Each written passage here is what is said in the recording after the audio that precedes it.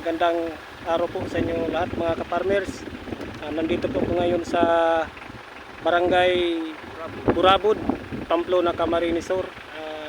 Nagbisita po ko dito sa aking tiyuin na may-ari po ito ng Guma.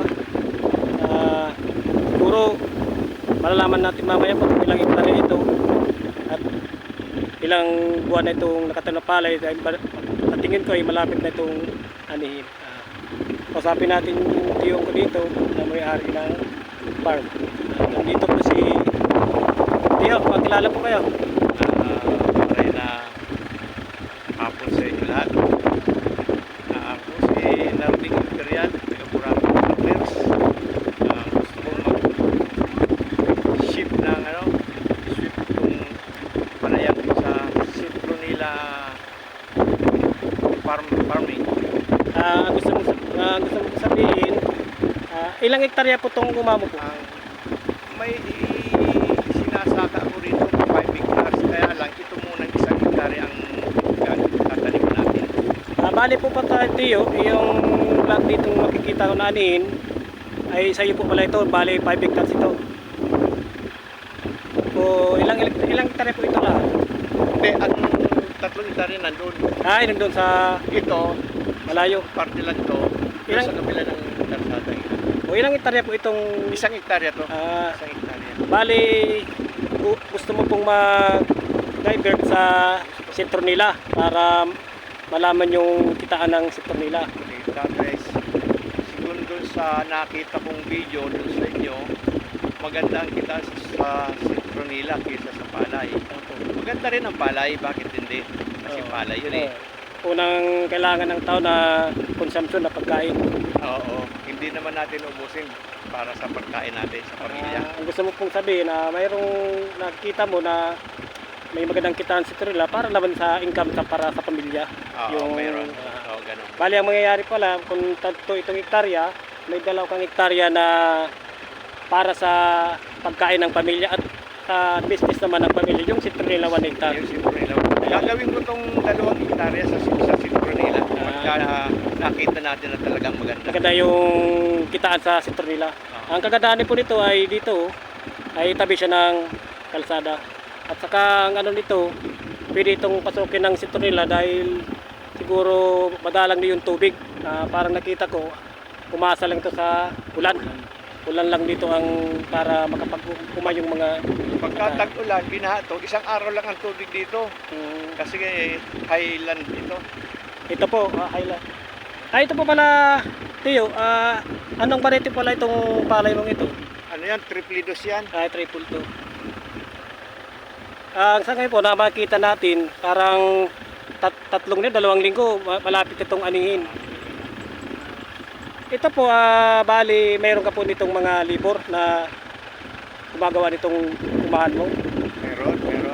Ang isang po, dito sa Bicol, ang isang hektarya po, inaabot na ng ilang gastusin bago makapagtanim ka ng palay.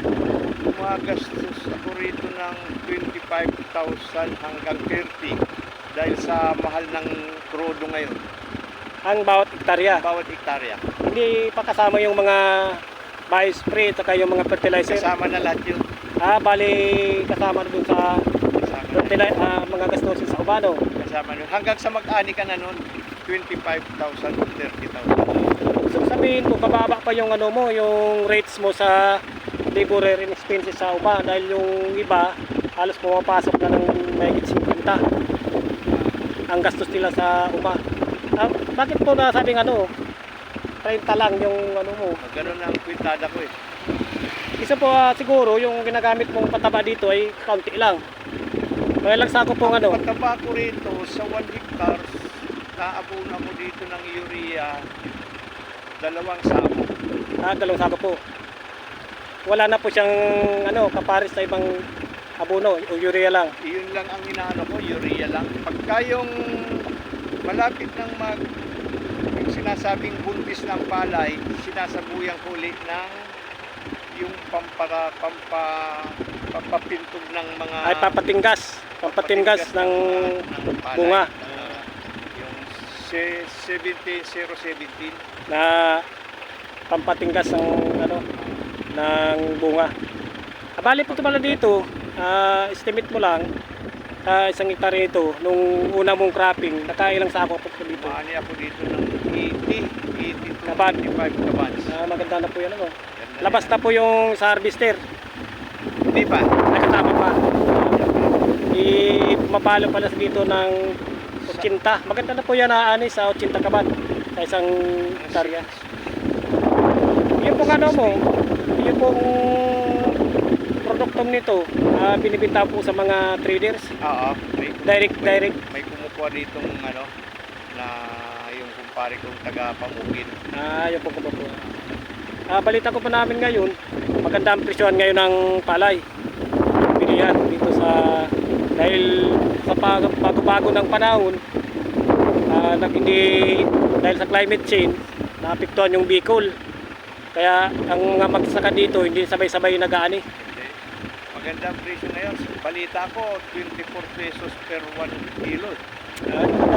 Hindi gaya nung araw, Noon na. 13 pesos. 10 pesos. Eh, Kawawa yung mga farmers ko. Ano. Sana tuloy-tuloy na ganitong presyo, hindi na magbago para lumaban naman yung sa marketing yung ano, mga farmers hindi malugi. Dahil kung malugi, darating ang panahon, wala lang farmers. wala tayong kain. Walang makain na dahil sobrang mahal na ng mga inputs na ginagamit. Ito po ay yun lang po ang binahagi sa atin ni Teo Narding Imperial ng Barangay Burabod, Pamplona sa kanya pong sakahan. Ito po ay plano niyang gawing citronella area yung 1 hectare para sa kanyang pamilya makita yung kitaan na kanyang napanood sa mga napakinggan sa mga nagtanim ng citronella. Antayin natin ito sa susunod na vlog. Pagka maganda ang kita dito sa Citronella, gagawin natin 2 hektarya to. Yun po ang plano po. Yan ang plano natin. Sige po. Yun natin. Salamat. Kaway ka lang po. Okay, salamat. Salamat.